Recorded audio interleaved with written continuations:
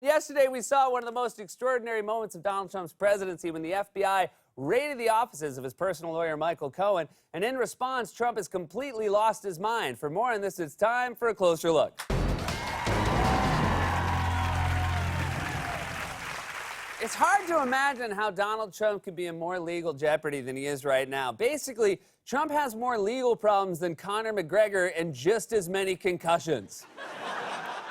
And yet somehow things got much worse yesterday for Trump. Tonight, a dramatic FBI raid at the New York office and hotel room of Michael Cohen, the president's personal attorney who paid off adult film star Stormy Daniels for her silence about her alleged affair with Mr. Trump. The New York Times also reporting that the FBI also seized emails, tax documents, and business records, and that the records include communications between Michael Cohen, the president's attorney, and President Trump. Federal prosecutors in Manhattan obtained search warrants after a referral from special counsel Robert Mueller, who found evidence of a potential crime. Wow. So just to recap, the FBI, an organization Trump has attacked for months, raided the office of Michael Cohen, his longtime personal fixer, and seized tax documents, which he has repeatedly refused to release, related to campaign finance violations during the election involving Stormy Daniels, the porn star he allegedly had an affair with, on a referral from Robert Mueller, the special counsel in the Russia investigation. This is like the series finale of a TV show where they try to tie all the different plot lines together. You're watching like, oh, it's Michael Cohen from season 1. What's he doing in this episode? Oh! Trump ever goes on trial, they're going to call characters from previous episodes into the courtroom like the last episode of Seinfeld. Oh no, Anthony Scaramucci, what did I do to you? No mooch for you. Of course, when news like this breaks, we can always count on our calm, rational president to react in a measured way. And he once again rose to the occasion this morning when he got up bright and early and tweeted these reassuring words to a nation in turmoil. Attorney-client privilege is dead. And then, less than a minute later, he added this helpful follow-up, a total witch hunt. So the Fed seized Trump's communications with his lawyers, and the next morning, Trump woke up and screamed attorney-client privilege is dead. What is Trump's strategy here? To act so guilty the feds will think he has to be innocent? You know, the insanity defense only works after you've been arrested, right? They can't arrest me if I'm crazy. Quick, somebody get me a diaper I can wear as a hat. Now,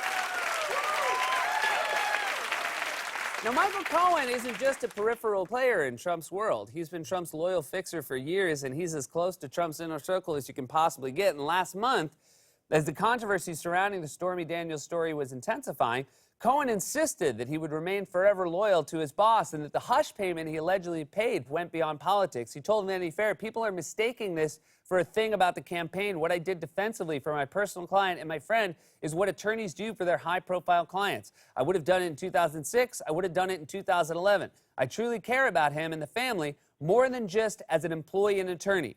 Yeah, it's just a thing a friend does for a friend. Like when your buddy forgets his wallet, so you pay for his coffee, except instead of coffee, it's a porn star, and instead of forgetting his wallet, he forgot his wedding vows. And say what you will about Donald Trump, but he is a man who respects and appreciates loyalty. A friend like that deserves nothing less than mutual admiration and devotion. So naturally, Trump did what he does to all of his most loyal servants. He immediately threw him under the bus. Did you know about the $130,000 payment to Stormy Daniels? Then why did Michael Cohen make it if there was no truth or allegation? You have to ask Michael Cohen. Michael's my attorney, and you'll have to ask Michael. That's right. He said, ask Michael Cohen, and it looks like the FBI said, okay. Now, suffice to say, the fact that federal prosecutors obtained a warrant to raid the offices of the president's personal attorney and seize communications with the president is a huge deal. It's incredibly rare and must meet a high legal burden. And while the exact details of the warrant are still unknown, yesterday we started to learn more about which potential crimes investigators might be looking into. Michael Cohen, the longtime attorney of President Trump, is under federal investigation for possible bank fraud, wire fraud, and campaign finance violations. Wow, it's amazing how many different crimes the Trump team has been able to cover. You got Cohen on bank fraud, wire fraud, and campaign finance violations. Paul Manafort on failing to register as a foreign agent. Michael Flynn on lying to the FBI. And Jared Kushner for, I don't know, probably using a fake ID. Hi, I'm 21. I work at the White House. I'd like to buy some beer, please. Do you have to buy 6, or can you get 1 or 2? And here's a fun fact I learned yesterday. Michael Cohen's office, the one that was raided by the FBI, is actually located at 30 Rockefeller Plaza. That's the building we're in right now, the one we tape this show in every day. I feel like Dorothy in The Wizard of Oz. Everything I was looking for was right there with me all along. Michael Cohen was very much the keeper of Trump's most closely held secrets, and the fact that FBI raided his office and seized his communications with Trump is being taken by outside lawyers as a sign of just how serious the investigation is.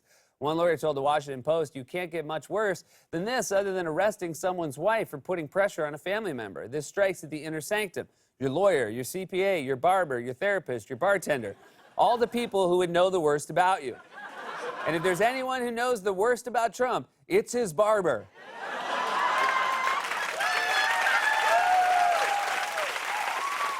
Cohen may very well know more about Donald Trump than any other being on the planet, which might explain why, in his first comments to the media yesterday after the story broke, Trump seemed to come totally unglued. He was supposed to meet with his national security team to discuss Syria, but completely unprompted, he began the meeting by attacking the FBI. So I just heard that they broke into the office of one of my personal attorneys. They broke in. They're the FBI. They had a search warrant. That's like waking up from surgery and telling your doctor, "You stole my appendix." Trump once again aired one of his long-simmering grievances, his anger at Attorney General Jeff Sessions, who recused himself from the Russia investigation because he has misled Congress and because he had been a part of the campaign that was being investigated. Trump wants someone in charge who will exert influence over the probe and potentially shut it down, and he made that clear again yesterday. The Attorney General made a terrible mistake when he did this and when he recused himself, or he should have certainly let us know if he was going to recuse himself, and we would have put a different Attorney General in. I shudder to imagine who else Trump would have named as Attorney General. Chris Christie, Rudy Giuliani, an Amazon Echo that only watches Fox News. Hillary, Obama, deep state, witch hunt, emails. Hey! Trump was so panicked and flustered when he spoke to the media that he just kept mindlessly repeating the same words over and over. It's a disgraceful situation. It's a disgrace. It's frankly a real disgrace. I think it's a disgrace. It's a disgrace. It's a disgrace. I think it's a disgrace. I think it's disgraceful. It's a disgrace. Hey, man, if you're not going to bother to read the Constitution, could you at least check out a thesaurus?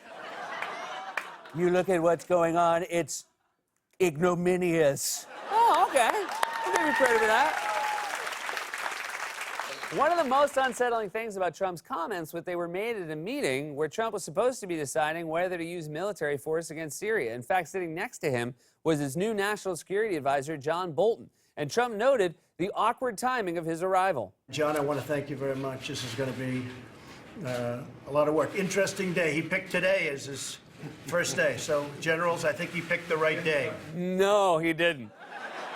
This is like starting your job at Enron on the day of the crash. Oh, you must be the new guy. Here, grab a shredder. This is one of the most consequential and potentially most perilous moments of the Trump presidency. One of his closest confidants is in the crosshairs of the FBI, and he's openly threatening to shut down the special counsel's investigation. And if that happens, I can think of at least one word I'd use to describe the situation. It's a disgrace. Disgrace. Disgrace. This has been A Closer Look.